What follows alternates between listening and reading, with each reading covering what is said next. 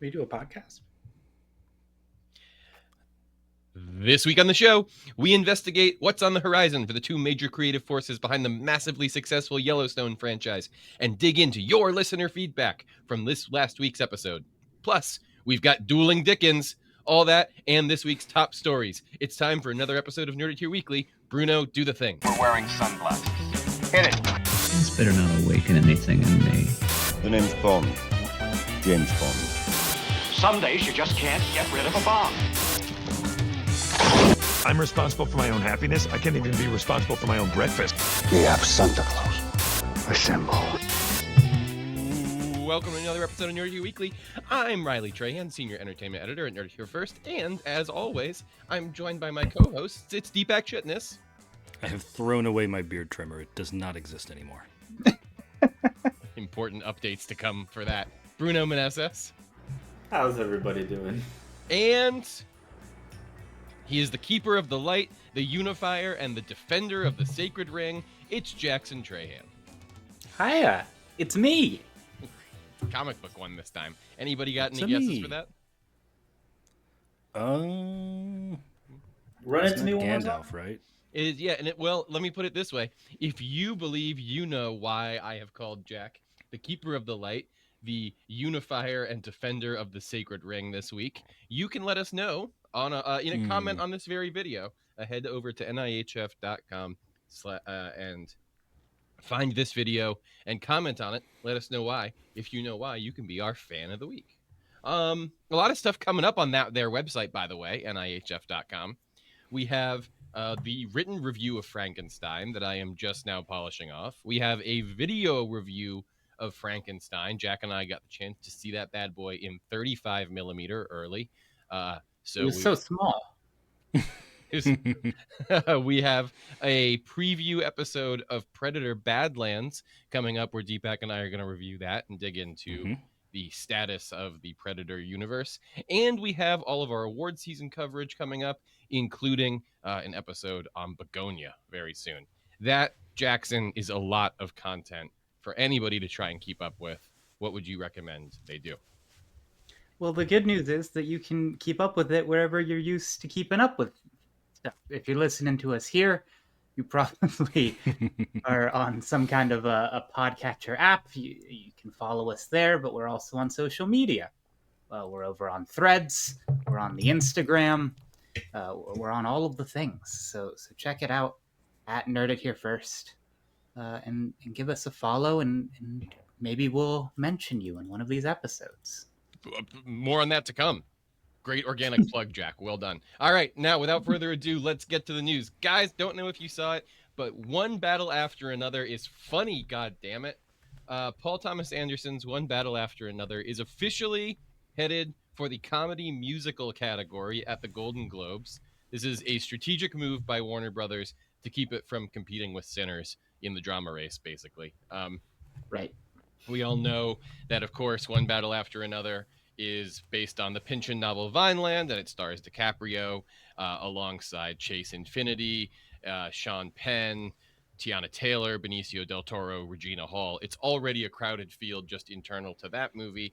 Talk about other films that are competing as well for Warner's in other categories, and suddenly things start to get a little overly sticky. Now, reclassification isn't like a clean win.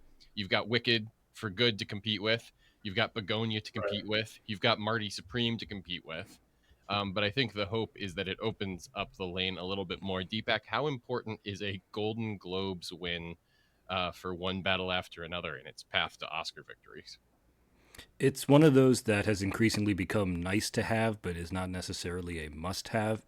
In certain years, for example, back in 2019, 2020, 1917 really burst into the race by winning picture and director, drama, of course, at the Golden Globes at a time when we thought it was going to be Parasite or The Irishman or Jojo Rabbit in some cases. Of course, 1917 didn't end up winning Best Picture, but it did catapult it into basically the runner-up status that year. It was a two-horse race between 1917 and Parasite, which ultimately won, we all know.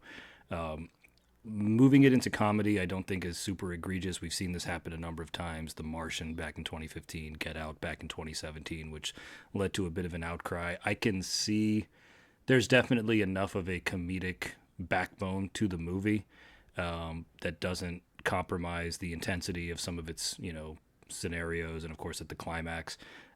I don't know that I would, like you say, consider it the favorite because Wicked for Good has already started to get very good early reviews. No one has really seen Marty Supreme yet, but the buzz on that is through the roof, especially for Chalamet. So we'll see what happens. DiCaprio has already won the Golden Globe for comedy back with Wolf of Wall Street, so I don't know how hard he's really going to campaign for this one. But I like that they're clearing the field for Sinners, because as much as I love One Battle After Another, I do think Sinners is a little stronger. Well, I think that that's the thing for me, right? You make the case for One Battle After Another in comedy, Deepak, just about as well as anybody could make it.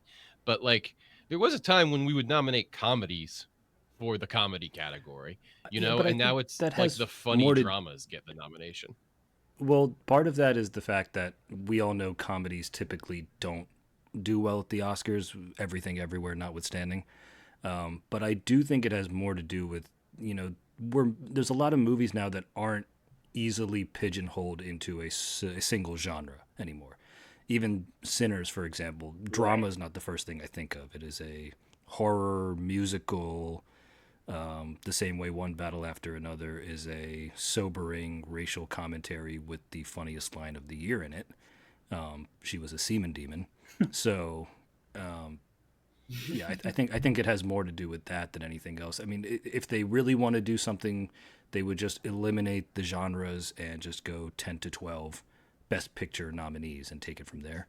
I don't know why lead actor, for example, both the lead actor and actress categories are divided into drama and comedy, but then supporting actor is Right. Yeah, one category for both yeah. of those. So Globes are weird. exactly. So, and of course they have 6 Best Picture nominees for both drama and musical comedy. So, I think that's the best way to do it. But in light of how they've segregated them for now, I don't know what else they could really do. Yeah, fair enough. Well, next up in the roundup, an update on our story about the hunt for Ben Solo. So, guys, fans are pretty furious after the story came out about Star Adam Wars fans are Driver, furious? What? revealing. Imagine, seriously, can you believe it? So, for anybody who missed our show last week, Adam Driver revealed that Bob Iger and Alec Bergman On the show. killed a standalone Star Wars film called The Hunt for Ben Solo. Yeah, it was here. We did it. Mhm. The idea was that this would have been a Kylo Ren redemption story, but that Bob Iger was a little stumped on how exactly Ben Solo would have come back from the dead. So anyway, then there was a new report on this. Apparently, the movie was developed under the code name Quiet Leaves, and it was in active pre-production. Scott Z. Burns, who did uncredited work on Rogue One, was reportedly paid $3 million, making him the highest paid writer in Lucasfilm history.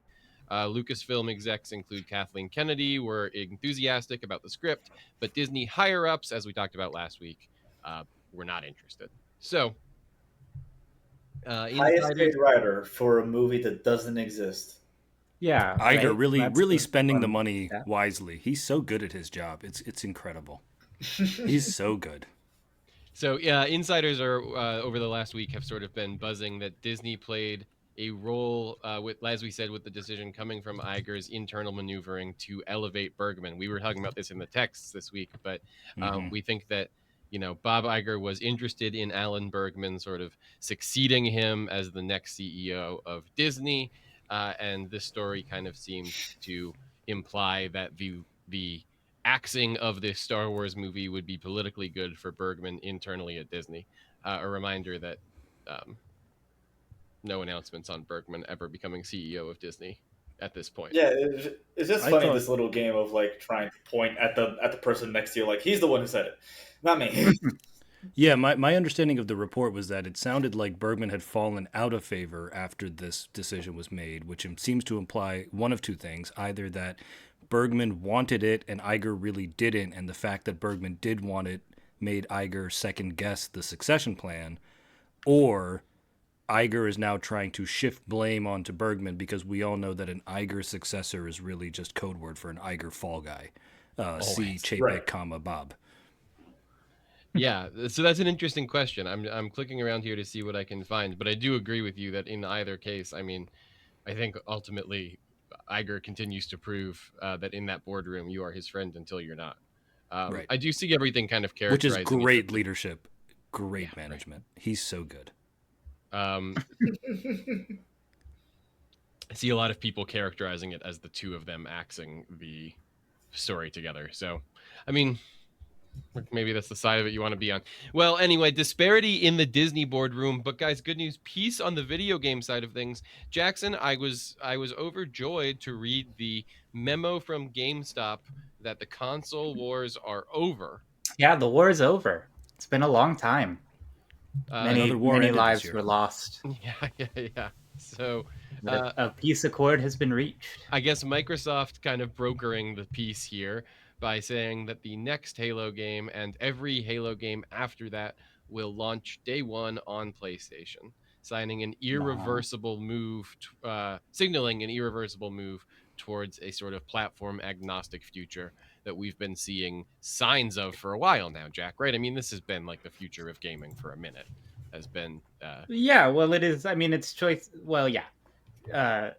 Console exclusives have become more and more rare broadly, and with Xbox in particular, there have been a lot of talk and rumor about changes to their business strategies and whether or not they were going to continue to be making consoles at all, and how strongly they want to pivot into working on software versus hardware and stuff like that. So I think these are the choices of decisions they were talking about, or that people talk about when they spread rumors like that. But ultimately, I do think this is a good thing. I mean, I like accessibility. Is it irreversible? Are we assuming that, or is there contract I language? mean, where they have Sony said that says, no, these games backseas? in every future game, Halo game is coming out. But just for Halo. I'm sure at some point they probably said that every Halo game would be exclusive to Xbox. So can we expect to see like Gears I of don't- War and stuff like that? Yes, Gears of War, I think. probably. One day maybe. I was surprised that Gears of War wasn't the first one to go for it, because that seems more like relevant for PlayStation. But I guess Halo is probably the more like active IP at the moment. So I mean, maybe that's why I certainly think it's the more recognizable one. The Halo show is also on Netflix, by the way, so they're expanding the away from Paramount Plus as well. Gears of War Reloaded came out for PS5 in August, so I recognize that wasn't a new there you go. title, but like you can play Gears of War on PlayStation right now. They have been. I think part of the reason why I felt it was irreversible was because this genie has been getting like more and more out of the bottle for a while, right? Like everybody's fine with you playing your PlayStation games on your PC, playing your Xbox games on your Apple phone, right? Like the idea that playing our game on our system is essential to our business is very antiquated in gaming now, and I think it's become more and more a cloud space thing where, there was a quote in this article. The supremely well-named Matt Booty, content chief at Xbox, said that their competitors are not just Sony. They are now competing with TikTok and Netflix. And I think that that's sort of part of why they're trying to become more platform agnostic. Because if you want to be on your phone, they want you on your phone. They just want you playing Xbox on whatever screen you're on. Is that kind of your read of it, Jackson?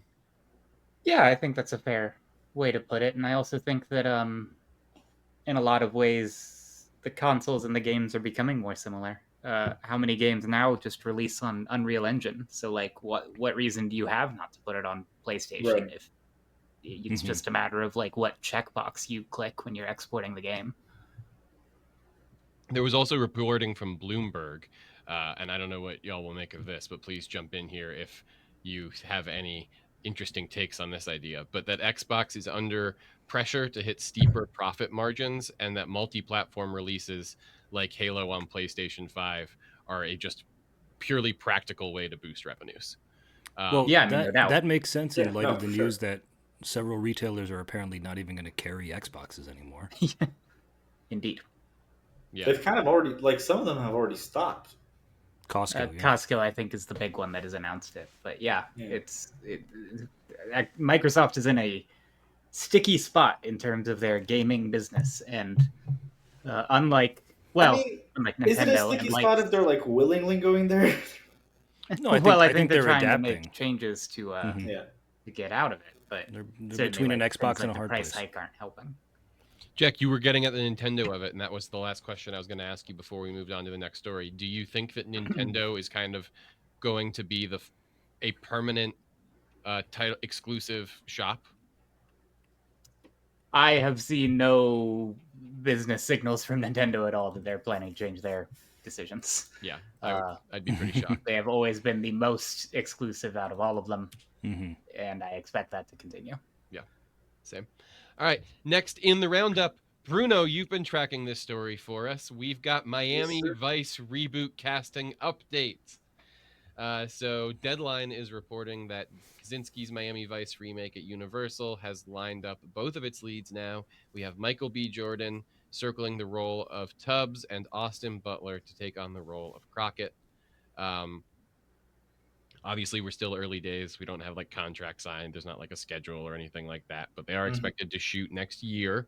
What do you make so far of where we are with Miami Vice, the reboot? I mean, much like you said, we are still like very much in early talks. I do feel like it was maybe 2 or 3 weeks ago that I shared a very similar report that was Michael B. Jordan and Glenn Powell, Yeah. and now that name has been changed to Austin Butler. So yeah, I'm sort of holding a grain of salt to all of these, but like they are getting closer and closer. Michael B. Jordan, You know, one of them. it's staying like very consistently in there, so I do think he's like probably at least very eager to stay in the project.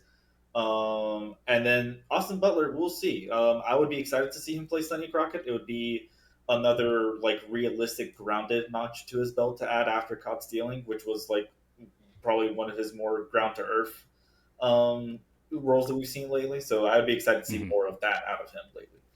Yeah, I think that's totally fair. Deepak, you are a big fan of the first Miami Vice reboot movie. What do you make of the prospect of a second Miami Vice reboot movie with a new cast? And the show. I'm looking at the box set right now. I'm not a huge Austin Butler fan, but I think he's a better fit for this than Glenn Powell, who I think is a little too cheery. I agree. Not that he's a bad actor, and I mean Crockett in the show can have that disposition, but it sounds more like they want to go in keeping with the tone of the Michael Mann movie, as if that is probably maybe what most audiences would remember. Well, and now. Michael Mann was the creator of Miami Vice. Creator and executive producer. Yeah. Yep. So like I think that style is very definitively on brand for the show. I would, if it wasn't in that style, I would not be interested at all. And speaking of the style, the other rumor is that they're actually going to have it take place in the 80s. Yeah. Which would be awesome. Which would be cool. Be really nice. Yeah. And Kaczynski being involved means I think we're going to get more of an emphasis on like the vehicular side of things. So people who have seen the movie know that the only time the speedboat chase is only in the extended cut, but it's the best. One of the best things about the extended cut is just the opening credits. But car chases, plane chases. So if Kaczynski can add that, they can set it in the 80s. Butler and Jordan, they just need to have really good chemistry, and then we'll see who else they get for like Trudy and everyone else. How many seasons of Miami Vice are there, Deepak? 5, I believe. Should we do, before this movie comes out, could we just do like Miami Vice? Like we'll just do season 1. Like once you and I can both watch it, we'll just do an episode where we'll just hop on and talk. There's time, guys. I'm saying there's got plenty of time. I've got like half the box set left to go, and I've had it for like 2 and then years, we can do the Man movie. Yeah, okay. Miami Vice rewatch coming to this feed very soon. Stay tuned for more. Before we move on, has anybody other than me seen Caught Stealing this year? No, I wanted to. No, I was curious about the phrasing of that in the report, by the way, that said, what was the language? Another major project for his post-Elvis streak. I was under the impression that Caught Stealing was a major project. It was a Darren Aronofsky film. It was, like $20 million that no one saw. He was working with a major auteur. Bike Riders, I did see. I like that one. If Bike Riders counts, then I think I don't think that was. I don't call it major. Caught Stealing counts. No, I wasn't saying it counts. I was just saying I saw it. I really liked Caught Stealing. I will say one of my big problems with it, and Bruno, I'd be curious what you think of this, is that I felt like Butler had to be really like squeaky clean the whole time. Like there was this running theme of him being like sort of a failed baseball player who couldn't quite make it because of an injury, and he was like racked with guilt over it. But he kind of like had this all too clean American boy, veneer, living in like Hell's Kitchen, kind of trying to like stay on the straight and narrow, dealing with like alcoholism, but like in a way where he like kind of had a uh, he just kind of had a veneer of being a square or like a responsible guy. And I kind of would like to see Austin Butler, the grimy cop who plays by his own rules. Like I feel like that's a role I'm much more interested in seeing him in. Crockett is not grimy. I agree, but like at the same time, like what you say that you like were looking for Austin Butler. That's what we usually look out of Austin Butler. I really enjoyed like sort of like the subtleness in his takes with caught stealing, and also like granted it was very. I had mentioned down to earth, and like you had mentioned, like he's a very like clean character, and like that's a good way to describe it. But he does still have those like very weird quirks, and like especially like the temperamental quirks that I think was really stands out in the film. Um, I remember seeing a letterbox review for the movie like after it came out, where it was just like the socks cap stays on, like uncaps on during sex at all times. Oh, does he do the Indiana Jones thing? The fedora never comes off. Yeah, basically. Yeah. He pretty much just takes all of his clothes off and then just puts the baseball cap back on. Oh, I really liked him as Zippy Brewster in Ned's Declassified School Survival Guide. Oh, I didn't realize he was in Ned's Declassified. No, I didn't either until I pulled out He was his also in Toy 101. list. I didn't know who he was till the Tarantino movie. He replaced like the male lead of Zoe 101 for a season. I remember us going Yeah, to see seemed Once to be Upon a a bit of Time a in Disney Hollywood, Channel and kid. Deepak being like, "This guy's going to be Elvis," and Fred being like, "Shush, we're at the Alamo. They have rules." Deepak, I was pointing to Leo. That was the weird part. Before we move on, give us the characterization, please, of Crockett and Tubbs, so that we know what to expect of these characters before we get to our Miami Vice rewatch next year.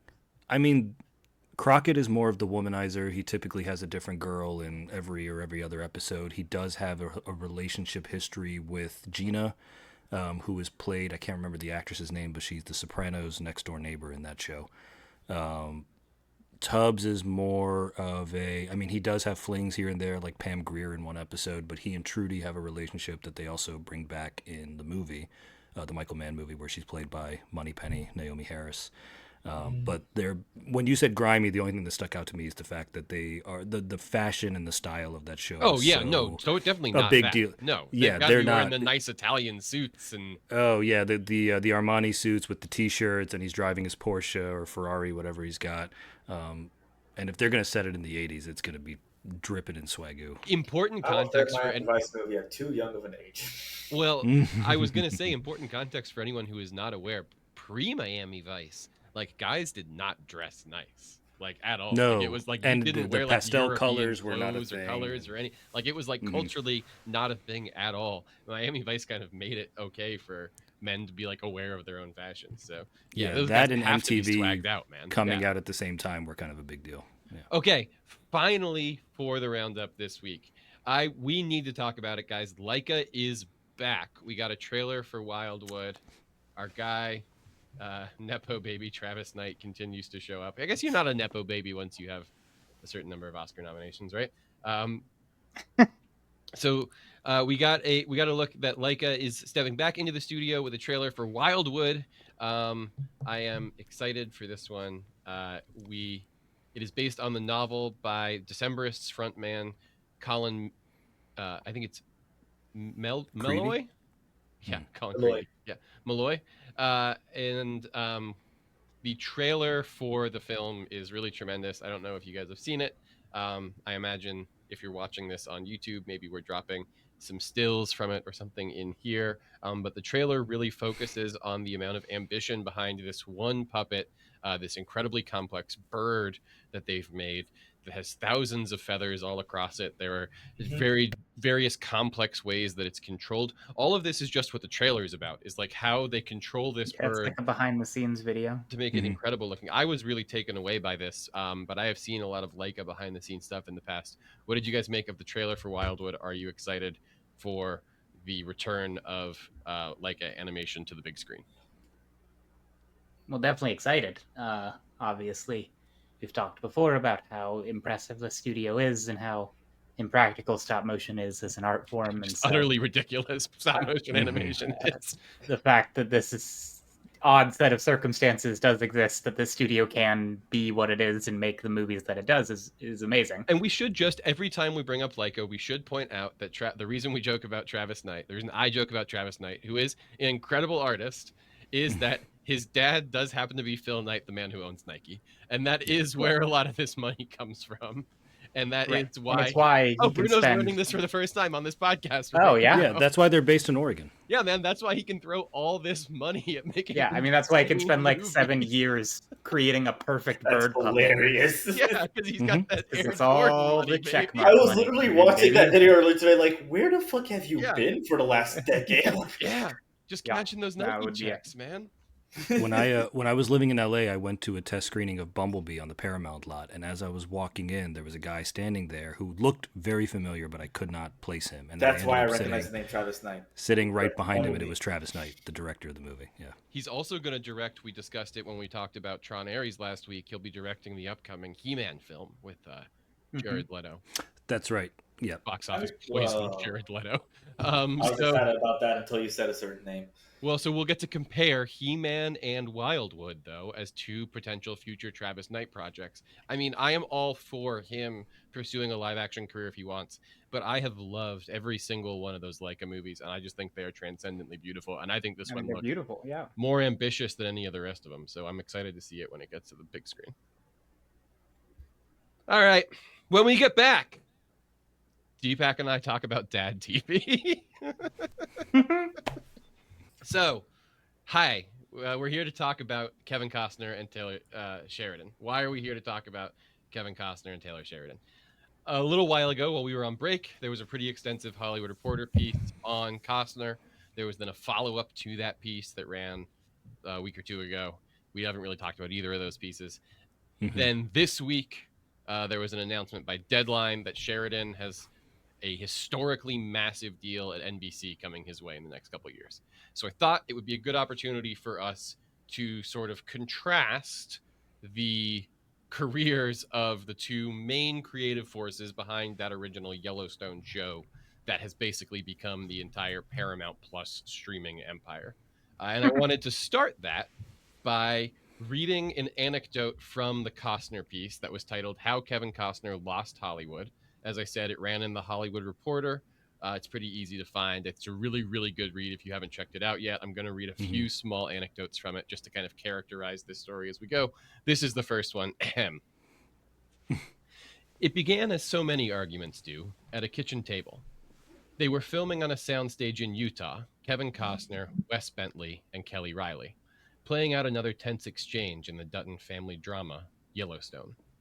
But between takes, tension boiled over. Costner, both star and executive producer, was pushing Bentley to ditch Taylor Sheridan's script and play the moment his way. Bentley refused. He told Costner that he had signed up for a Taylor Sheridan show, not a Kevin Costner production. Kevin didn't like that, and he lunged at him, says a source who was present. No fists were thrown, but they were in each other's face, pushing and shoving and just getting hot until they had to be separated. Riley, according to one witness, was in tears. Production briefly shut down.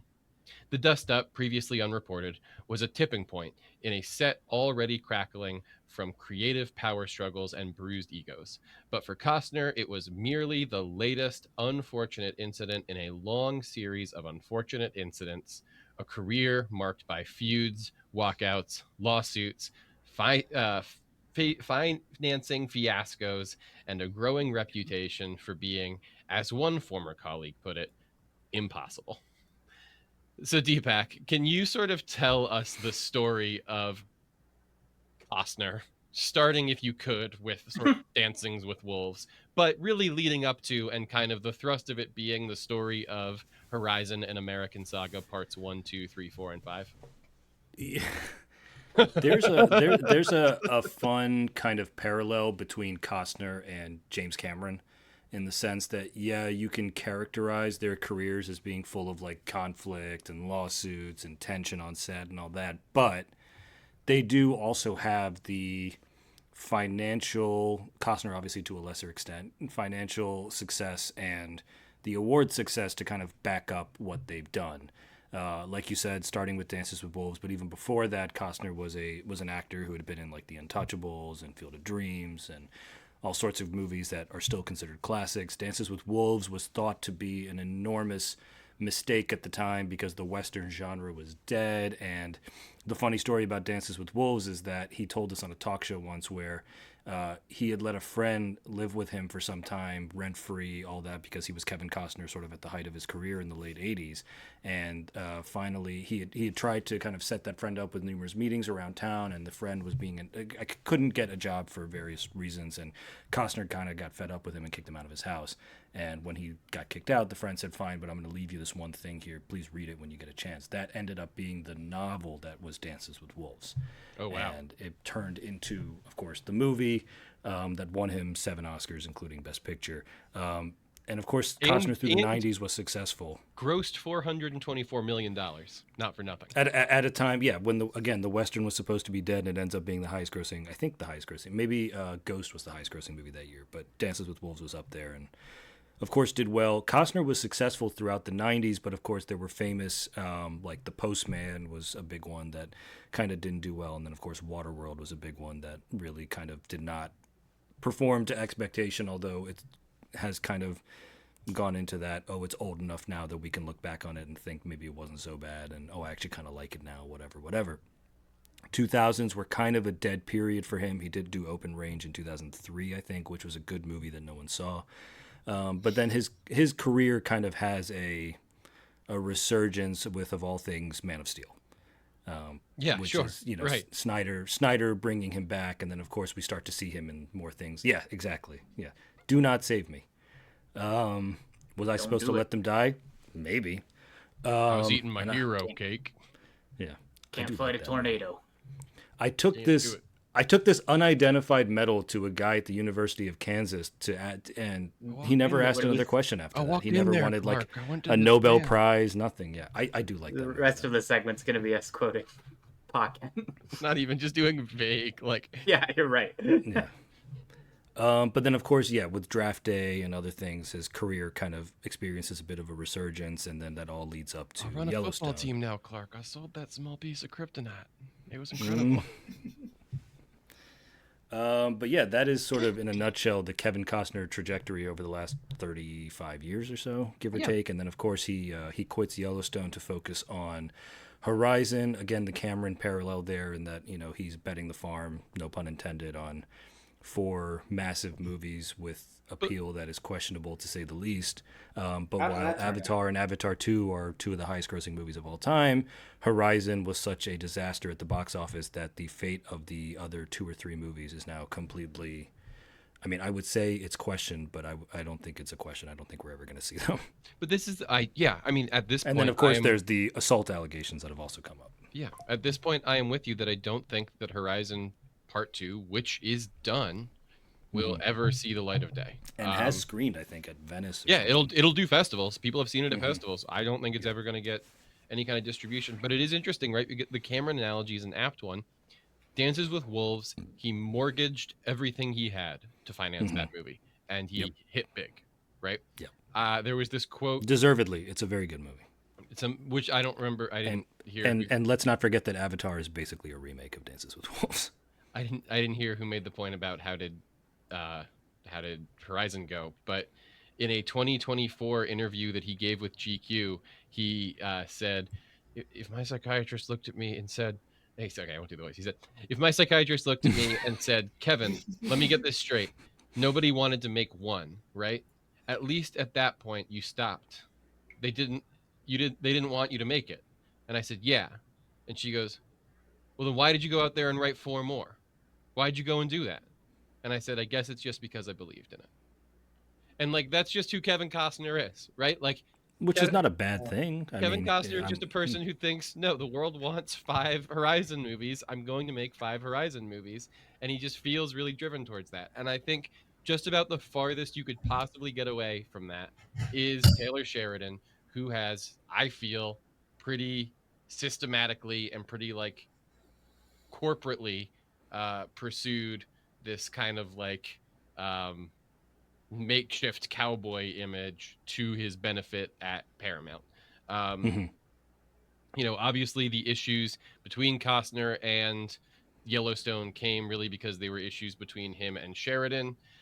Sheridan says that Costner was out on Yellowstone and was working on Horizon and wasn't really invested in Yellowstone anymore. The Costner camp says that Sheridan was late on scripts and they couldn't get stuff done on time and everything was taking too long.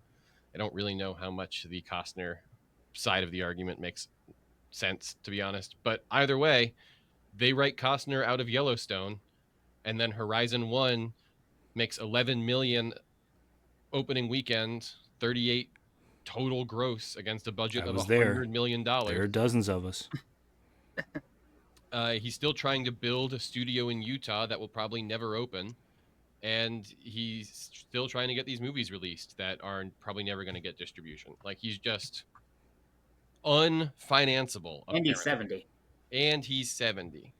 I don't know if he's unfinanceable. I think his projects are unfinanceable, but I think if Kevin Costner went back to being just a gun-for-hire actor, people would probably line up to give him something. I mean, he's not to make a him bad hold actor. his hand up dramatically while looking like a rugged father figure.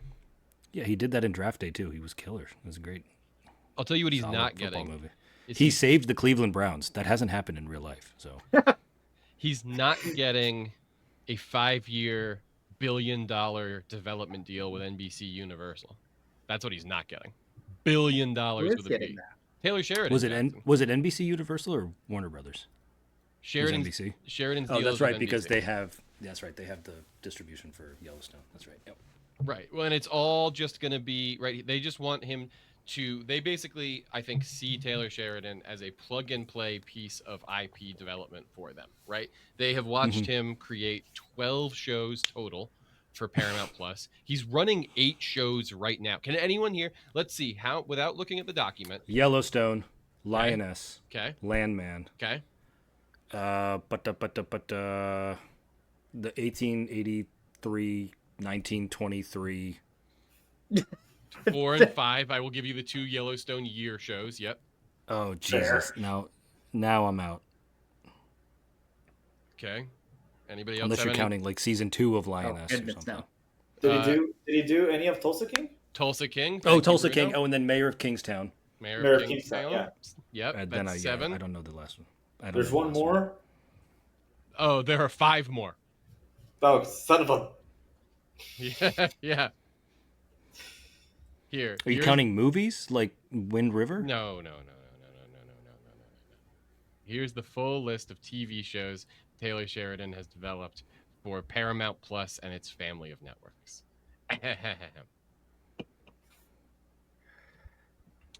Yellowstone. Mm-hmm. Big one. Landman. Mm-hmm. 1923. Harrison Ford. Mayor of Kingstown. Renner. Lioness. Zoe. 1883. 1923. I thought that was the Harrison Ford one.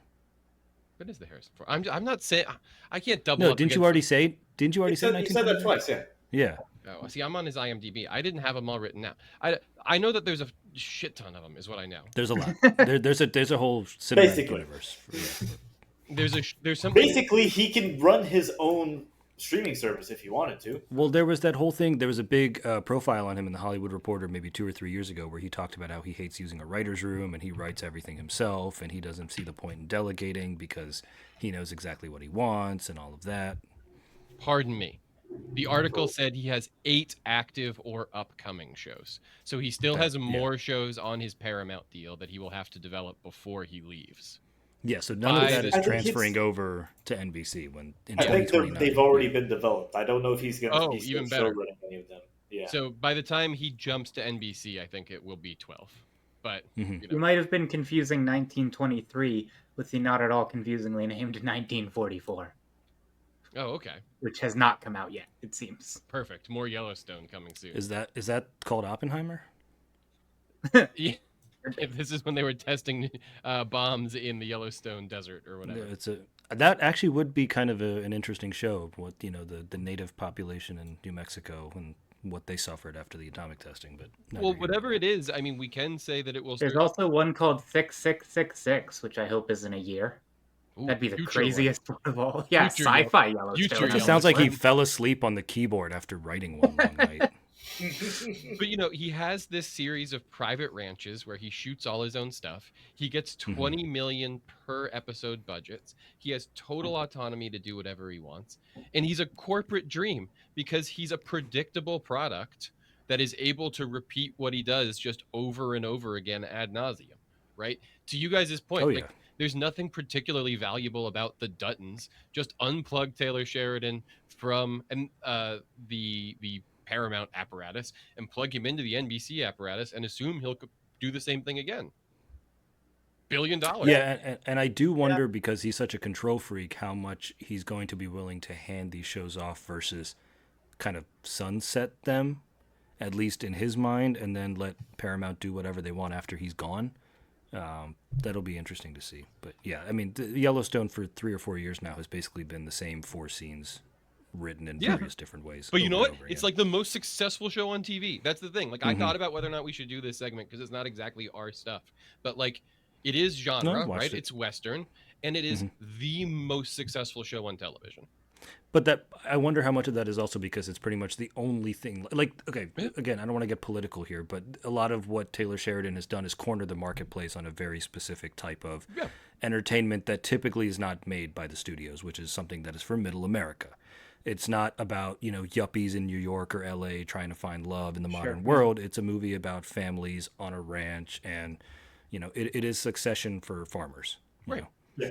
But the same way that the Minecraft movie makes back the money that One Battle After Another will not make, and so the Warner Brothers books balance.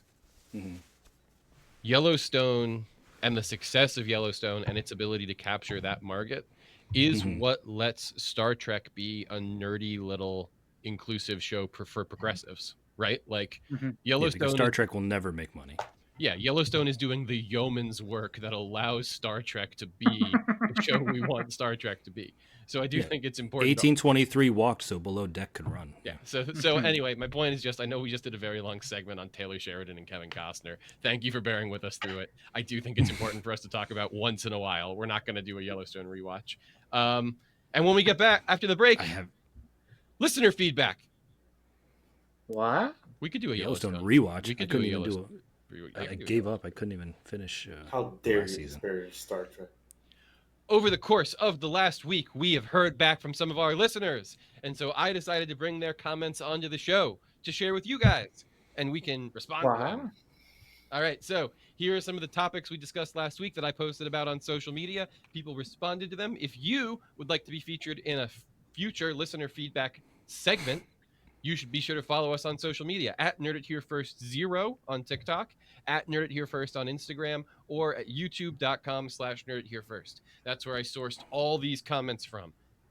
So follow us on the social of your choice. First up, on the topic of Stitch becoming the new Mickey Mouse. User at CharlieActual says Mickey Mouse is the white collar icon and Stitch is the blue collar icon. What say the three of you? Is that because of color? I think it's partially because of color, but I also don't hate it as a read. Mickey's sort of an upper class guy, he's in the executive suite. That makes sense. Stitch down here doing he's very white glove. Very white glove. Very white glove. Yeah, certainly. If not white collar, definitely white glove. And then we had Disney dad Joey, who brought up a point that I was frankly shocked we didn't think of during the show, which is that Stitch, Deepak, you were asking whether or not Stitch had the potential to dethrone Mickey Mouse. This is how this whole conversation came up. And Disney dad Joey said that Stitch has not yet reached the heights that Winnie the Pooh reached in the 90s and early 2000s.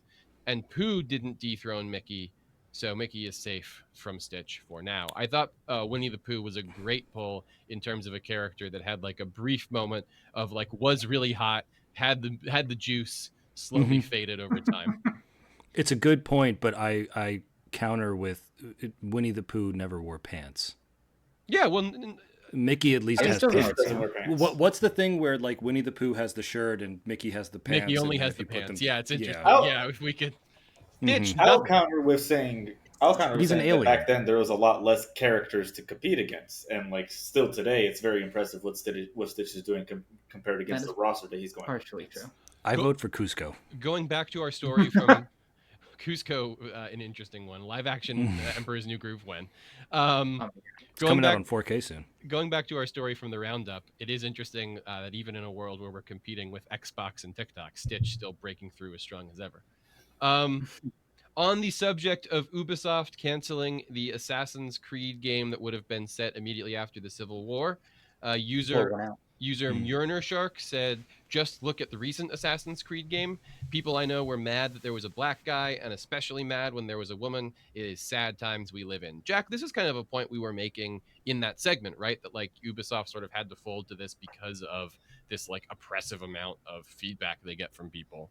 But like doesn't make it is sort of the content. Well, you're certainly never going to please everybody. Yeah. I remember when Assassin's Creed Unity's multiplayer didn't let you play as a lady assassin because they didn't want to re-rig the animations onto a lady model, and everybody got up in a tizzy about that. So I suppose they're always just the louder voices. But yeah, I definitely remember the backlash from Shadows, as much as I enjoyed that game. And I thought Shadows was great. Yeah. I responded to this comment and said that I had seen the backlash to that, and I played the game and I really liked it. You know, I just hope more people. I hope we'll get more stuff and we can try out, and we don't have to just decide whether or not it would have been good when it gets canceled. Yeah, that's well, never what I like. All right, on me watching Son of Frankenstein, the inspiration for the film Young Frankenstein. User Lard Enki said, "Next, I have to watch 0 Hour and Failsafe, the movies which inspired Airplane and Dr. Strangelove." So I haven't seen either of these, but I wanted to check if anybody had seen 0 Hour or Failsafe. I'm I aware think of I've heard of Failsafe. 0 Hour. I have seen 0 Hour after hearing about it and like how it is, what Airplane is based on, and it doesn't hold up, but it is worth watching as anyone who's seen Airplane.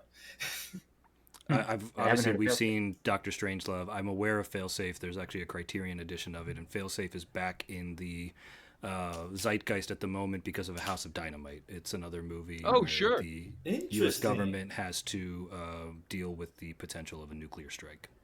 I gotta watch House of Dynamite at some point. And then on that same subject, and it's been a minute since I've mentioned how much I love our users, now I'll go on to say that user Sega Genitals said, "As a kid, I thought Young Frankenstein was the original. My child mind couldn't comprehend how it couldn't be the case, as it was in black and white." Which, you know. Hey, these are some really good comments. You're not alone. Bruno's right there for you. This is good feedback. We have some smart users or listeners. Well, Deepak, great timing for you to say that. On the subject of the $600 million budget for Rise of Skywalker, user Sergeant Parsons said, "Rise of Skywalker is over Empire for me on my enjoyment scale." So while I have to say I don't agree, I do think enjoyment is an important, you know, that's everybody's different. Yeah, that's fine. Yeah, that's not. I'm never going to get on. I'm never going to dunk on somebody for having a different taste than me. If you said Empire wasn't as good as Rise of Skywalker, yeah, that's different. We could have an engaging conversation about that. But sure. But yeah, I mean, you know, whatever. My favorite Star Wars movie is oft maligned, so far from me to throw stones. Hey Jack, more for you. Yeah, perfect. That's where we're ending that one. Jack's like, I don't need the Star Wars. He meant Clone Wars. 2 weeks in a row. All right, probably the biggest topic we had feedback on was our story last week about Tron Ares. Of course, Jared Leto sort of leading that movie to box office disaster. Some mixed results, or some mixed feedback we got on this subject. User Maybe Krellin said, "I genuinely didn't watch this movie simply for the fact that he is in it. I loved Tron and Tron Legacy, binged the cartoon, but he ruined any chance of me seeing this movie," which I thought was really interesting feedback from somebody like who sounded. Yeah, I didn't even know there was a cartoon. I didn't know there was a Tron cartoon, and this person's. One could argue that Tron itself is a cartoon, but yeah. But this is what we were saying, right? He is. I mean, his most successful opening as a leading man ever. Deepak was quibbling about the post-Elvis run. The most successful post-Oscar run for Jared was Morbius. That was the high point, man. That was as good as it got. As him as a leading man was Morbius. And that's one I would argue was more of a Jared Leto movie because he's front and center, and also Totally. despite the Marvel backing, Morbius is not Right. Spider-Man or even like the Punisher. But with Tron, I think you are resting more on the fact that it is a Tron movie, and Disney could have done a better job of shifting the focus of the marketing away from Leto, maybe making it more of a Evan Peters movie or a Greta Lee movie, which would have been Absolutely. great. Also in House of Dynamite, which was surprising and wonderful. But yeah, Jared Leto sucks. We all get it. I still think he's a good actor, but he's apparently not a good guy, and I have no problem not supporting people who aren't good guys. But also, well, I'm with you on that point. But also, let's point to not great guy Brad Pitt, right? Who earlier this year people were kind of shocked how much people did turn out for his movie. Like we're living in a time I don't know where if he's someone who's like grandfathered in to some extent. Like, I mean, look at how much Tom Cruise gets a pass for the Scientology stuff. Or I'm just saying. My point is just that it's not easy living for the most glamorous of movie stars. Like dude who had kind of a false it's start. easy living. No, well, yeah, but I'm saying if you're trying to open a movie, right? If you are trying to open a movie at the box But F1 office, is an IP itself. it is a rough time to be anybody, even the most famous movie star. You are certainly not going to have that level of success if you are a guy who had a false start in Fight Club and then had a pop punk band and then won an Oscar for a supporting role that everybody kind of regretted the instant you accepted the award. And then so then we're a bad Joker. Like that's not opening. To Tater Tot's point, user Tater Tot says, I've been a Tron fan most of my life. It has a place in pop culture. I never got to see a Tron movie in theaters before. I was so excited about Tron 3. Then Leto was revealed as the star, and I said no. User Geo. Yep. I honestly enjoyed the movie. I've seen a lot of nitpicking for his acting, saying it was stiff and emotionless, as if he wasn't playing point. an AI. Yeah. User Cartman. User Cartman. Exicor. Sorry, I was just going to say, agreed, Bruno, saying I actually enjoyed it. His acting was good for the role that he was playing. And like to those points, like a couple weeks ago, there was a report of a few of the songs for K-pop Demon Hunters being like AI written, when it was specifically the songs being sung by the Demon Boys, which means like it's supposed to be soulless in the first place. So I don't mind being those written by the AI. However, those songwriters aren't going through sexual allegations. Yeah. Yeah, they don't. They are allowed to have the benefit of the doubt. You saying they haven't done anything to aggrieve you? That's fair. And also, that story did give us our new in-house term for using AI to boost your stuff. When Jack referred to that was where we got the story about effervescence, right? Adding bubbles to your Yes. And then finally, in our user feedback segment this week, we had some feedback on Deepak. User Hassan90 wrote in saying that Deepak tells it like it is and that he only came here for Deepak's mustache. I thought two very important pieces that I wanted to include on the show, and I couldn't agree more with either of them. Hassan90 is someone I've had the pleasure, or in some cases displeasure, of knowing for about 20 years now. No, he's a dear friend, and you and him were both at my baby shower about a year ago. We're going back and forth in the comments about how good you look with a mustache.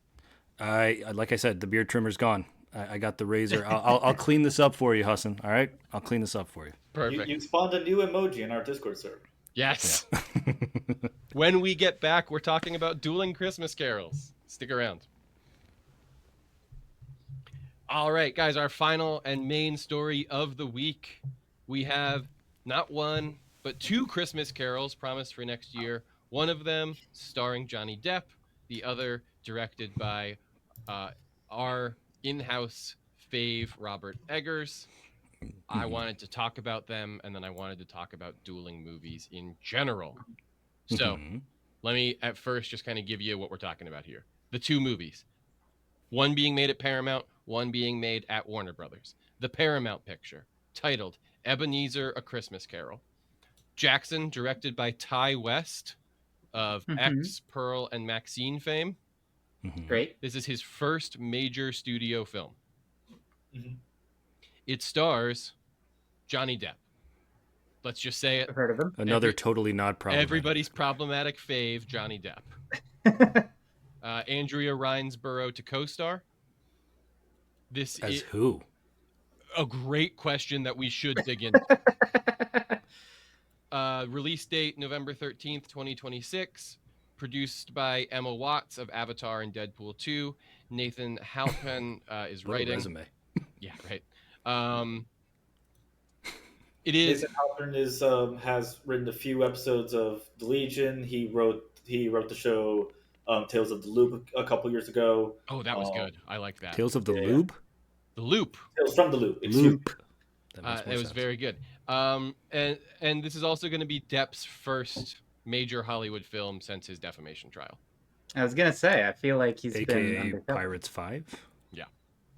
On the Warner side, we have Robert Eggers, hot off of Nosferatu, which just as a casual reminder, 181 million worldwide and 4 Oscar nominations.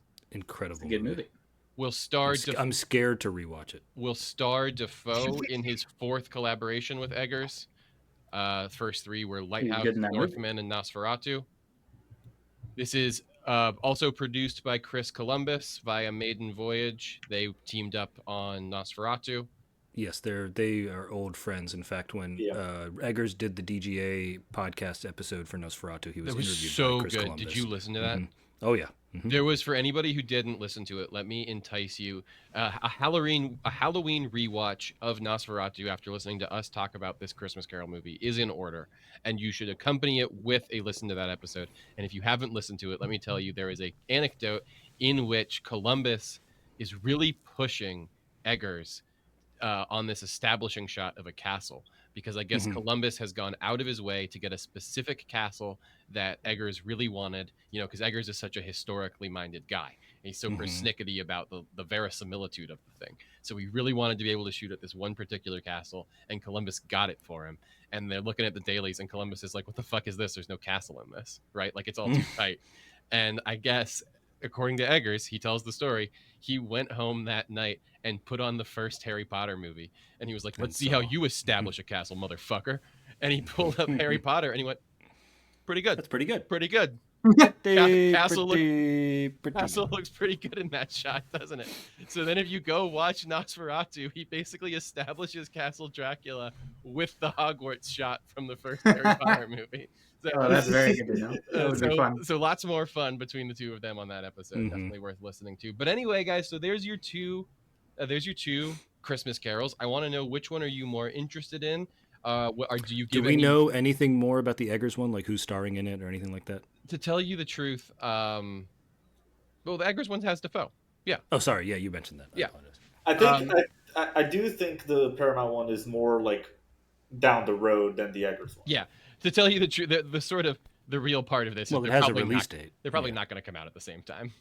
The Paramount one will be because Eggers is doing Werewolf. Come out a year apart from each other. The Paramount one Eggers is doing Werewolf first. November 13. Eggers has to do Werewolf.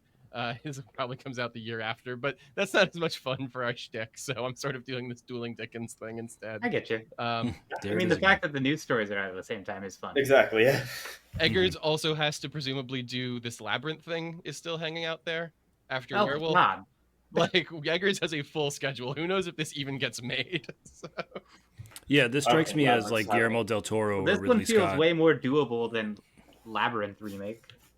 How many puppets? Attaching himself. How many puppets and dead pop stars do you need to remake Christmas Carol? Right. Well, if you're doing one particular kind of it, you do need a couple of them. Okay, so we need some Muppets too, I think. I'm saying. I don't know how much there is to really dig in on the meat of either of the two movies. Obviously, it is. I do think that Scrooge is a good role for Depp. Like, the problems of Depp aside, I think that Scrooge is in line with your Jack Sparrows, your Willy Wonkas, your Ichabod Cranes. But I think with both of them, there's one overriding commonality that we haven't discussed yet, which is the fact that these both seem like such a bad fit for both those directors. Interesting. There is no world in which I want to make a Christmas Carol movie and I go, the guy who did Pearl. Or the guy who did The Lighthouse. It's obviously going to be like a horror kind of take, isn't it? This is my question. Imagine. Are either of these... I think that Eggers could make a genuinely terrifying Christmas Carol. Yes. I think I have more faith in Eggers as a director than Ty West. No offense. Yeah, but I think that's fair. Yeah. I really liked some of the stuff that Pearl did with Mortality. So I do think that there would be if you showed somebody Pearl, Maxine, and X in whatever the proper order of those three is, and then said Christmas Carol.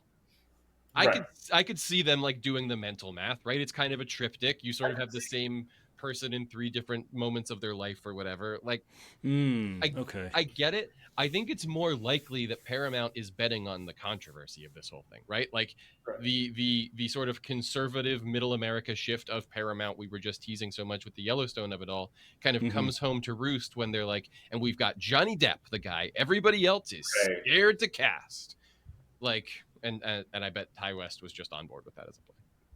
I could also see like with the Nate Halpern writing of it all, the Ty West part of it. Maybe he doesn't go down so much of a horror route for making his version, but he just goes more of like a trippy route.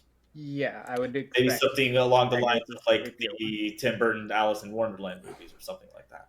And I do also wonder how much of them is appealing because they're able to do so much with so little. Both directors come from a very low budget background, but other than the Northman, you would never know that Nosferatu only cost like $30 million or something. Yeah. Or all the X movies, if you put them together, probably cost $30 million.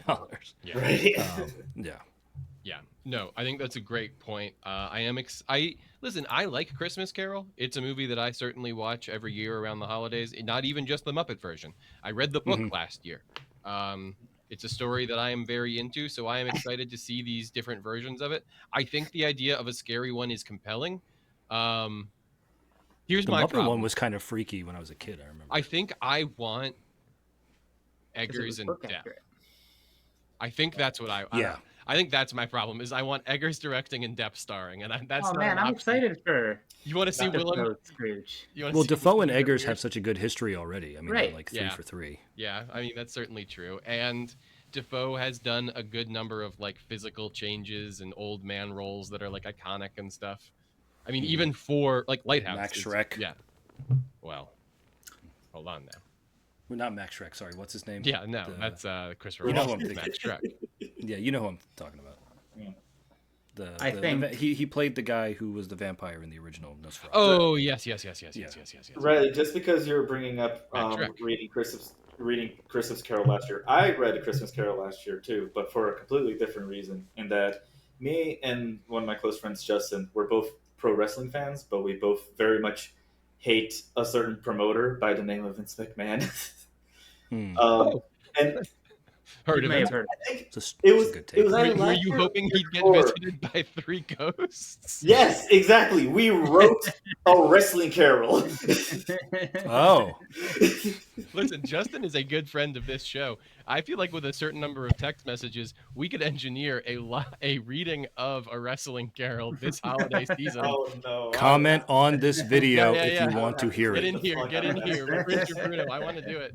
Okay, and then we'll be the third one. Okay, before we get out of here, we do have to do we don't have to do the full history of twin movies, but Snow White. Settle down. It is an interesting phenomenon that does occur every once in a while. Yes, in 2012, we got Snow White and the Huntsman and Mirror Mirror. Deepak, tell us more. I think that's about it. Okay, great. Other than it broke up Kristen Stewart's relationship with Batman. That is a good point. If it wasn't for the delay earlier this year, we would have had Frankenstein and Maggie Gyllenhaal's The Bride at the same time. Yep, Frankenstein and the Bride. That was going to be a cool one. And we just got Poor Things. I feel like we get a Frankenstein adjacent movie every so often. Well, we got the Pinocchios a couple of years ago on the Guillermo That's of it what I all. was thinking Oh, and then the live action, yeah. But these are all, I mean, there's some good ones from history. Of course, I think Armageddon and Deep Impact, the most kind of iconic twinned movies, 2 asteroids crashing into the Earth movies in the same year in 1998. Then there is, of course, Joe versus the Volcano and the other 1990 volcano movie. Of course. Oh God, there's another 1990 volcano movie. I'm sorry. Somebody else talk about one of the other things on the list I've made while I try and find volcano. Is it movies. it's Dante's Peak? Dante's Inferno? Dante's Peak. Dante's Peak, yeah. Inferno. Dante's Inferno. Dante's Inferno is the book. That I had to read in college so many times. Dante's Peak. Ants and A Bug Life both came out the year I was born. Those are just- That's sort right. of famous. Yeah, that's a big one. And then I'm Riley probably can go the into the only whole person- Katzenberg of it all with that one. I'm probably Right, the only yeah. person on Earth who likes White House Down over Olympus Has Fallen. Oh no, Olympus Has Fallen is better. Which one is the I Channing accept one? it as the better movie. White I House just like Down. White House Down more. You enjoy it more, yeah. Exactly. Yeah, no, that's fine. Is Jamie You and Foxx Tater the Tots. president in White House? Yeah, he Down? is. Yeah. He is, yeah. That's pretty cool. I forget who's the president in Olympus Has Fallen. Morgan How can Freeman. you forget? It's Aaron Eckhart. That's right. Oh, that's right. It's Morgan. No, Morgan Freeman is the vice or the Secretary of Defense or something. That's right. Oh, yeah. He becomes the president by the third one, I think. Yeah. Yeah, it's Aaron Eckhart in the first Prestige and one. the Illusionist. Oh, that's a good one. Prestige and the Illusionist is great. That was the one that at the time I was on the wrong side of. I was Team Illusionist. No, I think that's the For right. sure. I think that's the right side of that one. No, the Prestige is so much better. The Prestige? It's yeah. not. The Prestige is- Oh, Deepak's now on the wrong side. Oh, No. what a twist. I watched The Illusionist when I was like 12 and I thought it was shit.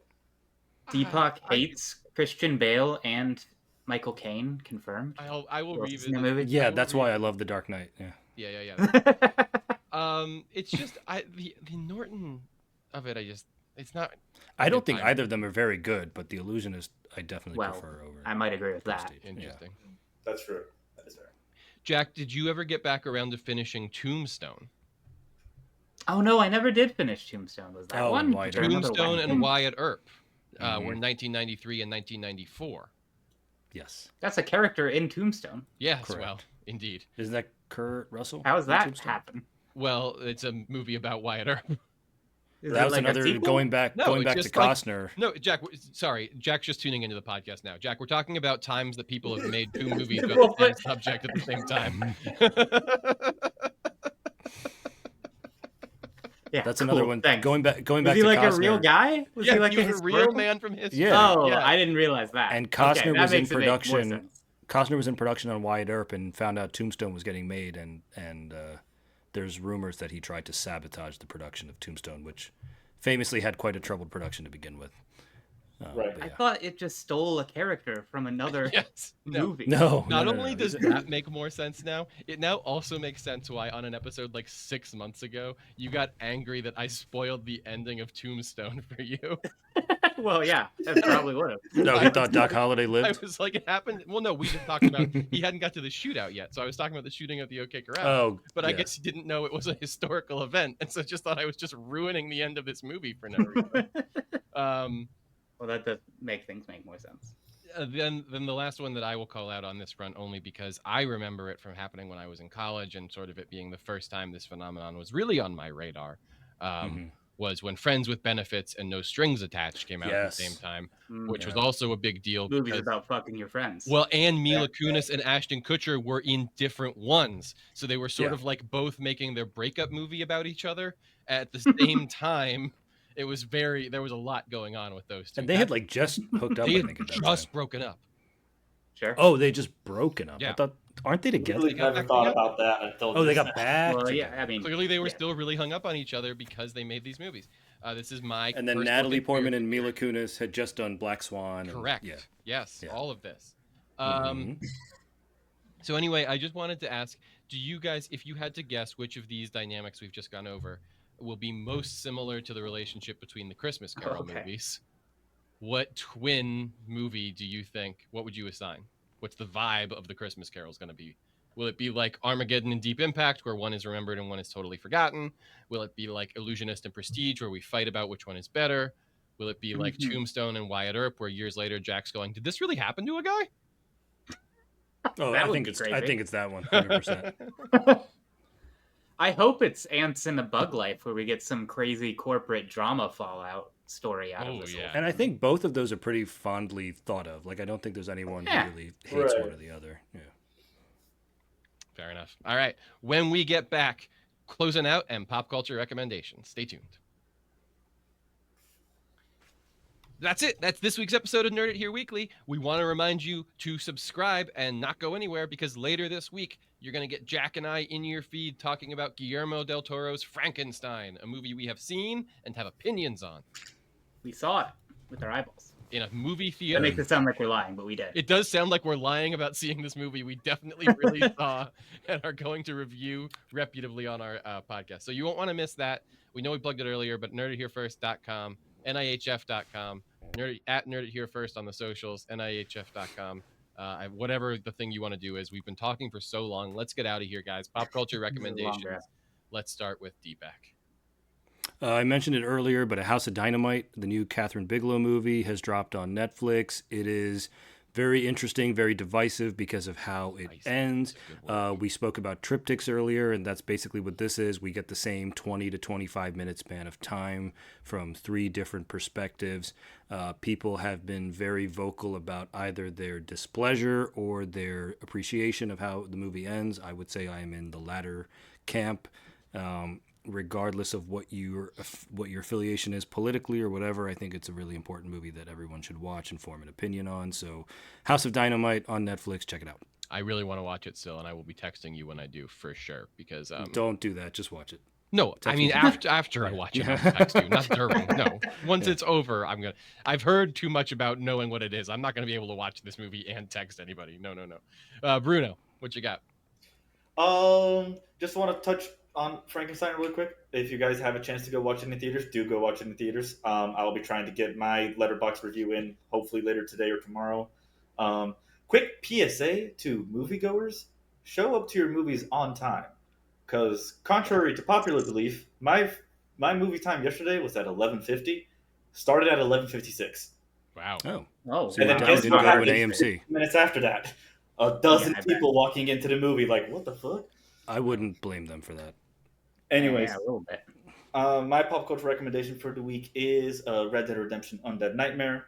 Been playing that a lot on the Switch lately. Just taking a trip down memory lane and just mowing down zombies in commemoration of the holidays. Fantastic use of your time. I commend it highly. I love that game so much. Do you have any of the cool horses yet?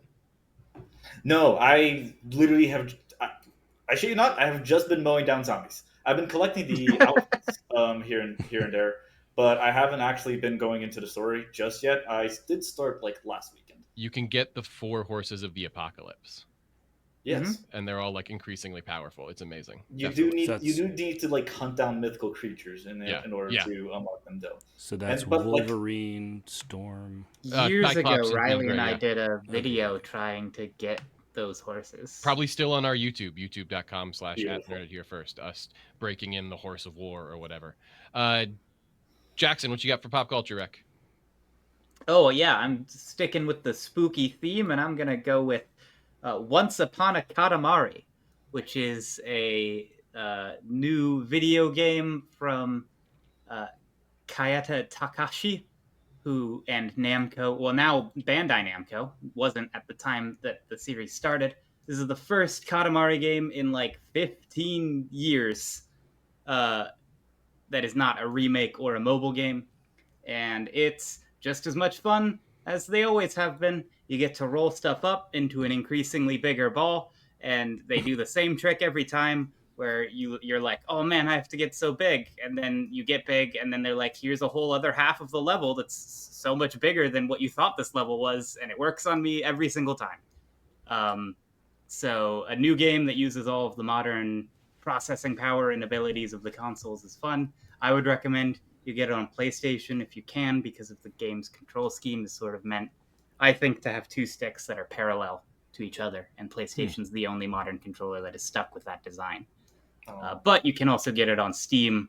I have no idea how it even works on a keyboard, or you can get it on Switch, which would be fine. So go check it out. It's $40. It's great.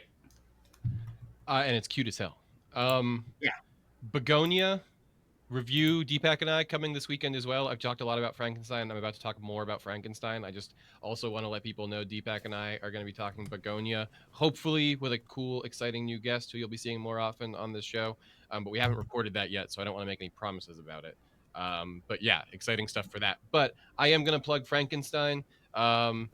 Audible has an incredible audiobook narrated by Dan Stevens that I've been really enjoying listening to. I saw the movie in theaters, obviously. I'm looking forward to it coming to Netflix this upcoming Friday. When you hear this, it will be very, very soon on your Netflix account. And so I also wanted to encourage you. I don't usually do this, but I am about 1,100 words deep on a Frankenstein review that I am really proud of, and I think does a good job of kind of summing up where Frankenstein fits into Guillermo's overall career and like why it is the movie that it is. It'll be a little longer than that by the time it's done. It won't be a ton longer. It'll be available at NIHF.com. I hope you'll go check it out. I've thought a lot about this movie since I've seen it, and I think it's really good.